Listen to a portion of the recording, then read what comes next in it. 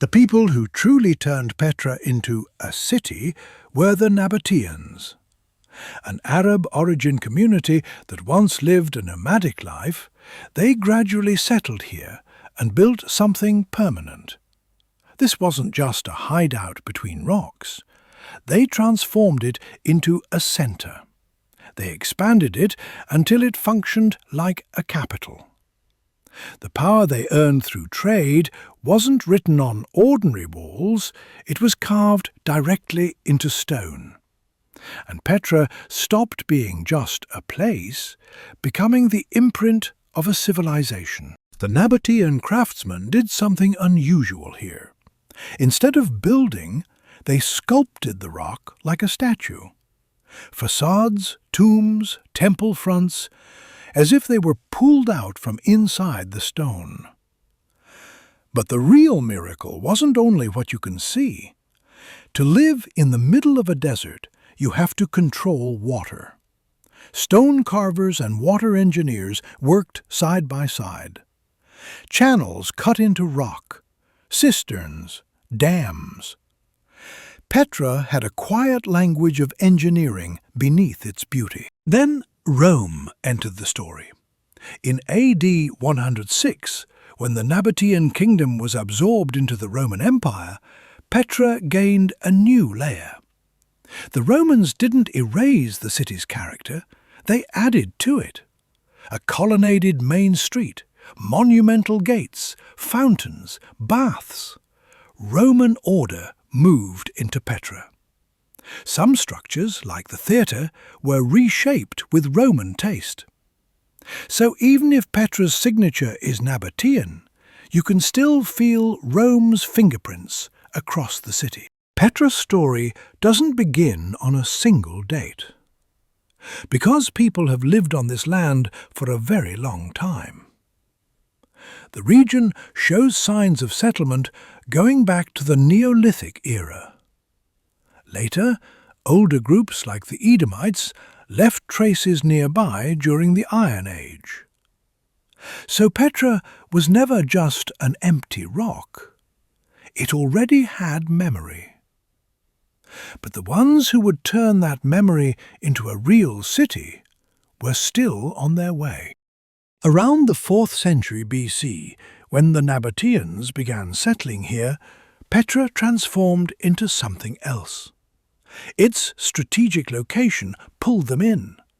It was like a crossroads where caravans passed and routes intersected. With wealth from trade, the city expanded. The peak period is usually placed between the 1st century BC and the 1st century AD. In those years, Petra breathed like a capital, and population estimates reaching the tens of thousands are often linked to this era. Rome's annexation in AD 106 didn't end Petra, but it changed its direction. As the capital status shifted elsewhere, Petra still held on for a while. But over time, trade routes moved. Sea trade grew stronger. As caravan paths shifted, Petra's heartbeat slowed. Then the major earthquake in AD 363 damaged buildings and, crucially, the water system. In the centuries that followed, the city grew quieter and quieter. And until it was rediscovered by the Western world in 1812, Petra remained like a lost city. Petra's why begins with a single word: location. This corridor between the Red Sea and the Dead Sea was a passageway in the ancient world. Arabia, Egypt, and the Levant all come close here. The Nabataeans saw it. They didn't build Petra as a simple stop, they built it as a centre. Caravans paused here, found water, found supplies. And the Nabataeans profited by controlling that flow. Petra was a trade strategy written into stone. The second reason is quieter but powerful: secrecy and defence. Petra isn't built on an open plain. It sits in a hidden basin between mountains and cliffs. Even the entrance feels like a test, the narrow canyon called the Seek. This landscape protected Petra like a natural fortress. Control one tight passage and the city becomes far easier to defend. For the Nabataeans, it meant being at the heart of trade, while still staying unseen. Petra was a capital that knew how to hide. But for all of this to work, one condition mattered: water. You can't build a large city in the desert without storing it. The Nabataeans learned how to capture rainfall. They redirected flash floods with dams. They carved channels into rock. They built cisterns. They stored it, distributed it.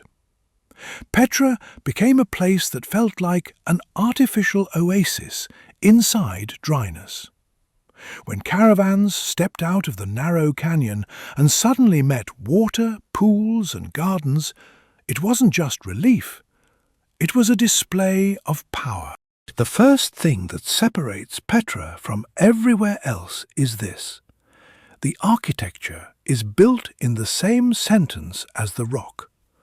The structures don't feel added later. They feel born from the cliffs, because many of them are literally carved. The sandstone layers shift colour through the day.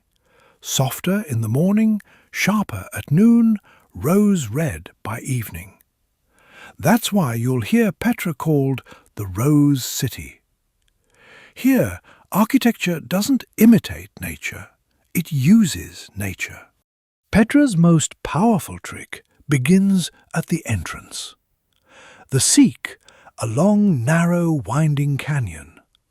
Between towering walls, even the sky becomes a thin strip. The echo of sound changes, the light fades, and then, suddenly, the treasury's facade appears. It feels accidental, but emotionally it feels designed. Petra's impact isn't only the buildings, it's how you arrive at them. This city loves to reveal itself all at once. You can list Petra's icons, but here each one feels like a trace. Al-Hasne, the treasury; Ad-Dair, the monastery; the royal tombs; the rock-cut theatre; the colonnaded street. Some were tombs, some were temples, some were public spaces. And beneath all that stone grandeur sits an invisible system: water infrastructure. Channels, tunnels, cisterns. This is Petra's real backbone. Because this city didn't grow only because it was beautiful, it grew because it could survive. Petra matters because once the flow of the world passed through here. This isn't just a field of monuments, it's a trade network turned into stone. A centre where caravans stopped, goods changed hands, and people crossed paths. Today you see hundreds of structures carved into cliffs. But what you're really seeing are the remains of a system that no longer exists. Petra is one of the rare places that managed to carve even daily life into rock. Another major value is Petra's mixture. In its architecture, east and west speak at the same time. You'll see Hellenistic-style columns on one facade and local symbols in another detail. So Petra isn't just a city, it's a surface where cultures touch. And then there's the engineering. Capturing water and directing it in desert conditions, keeping a city alive, turns Petra into a lesson in creativity. A way of living built not by fighting nature, but by reading it. That's why Petra was added to the UNESCO World Heritage List in 1985, meaning it's no longer just one country's memory, but humanity's shared one. Being named among the new Seven Wonders in 2007 also amplified its global fame. But Petra's real power is still the same. You look at stone and you feel a city breathing.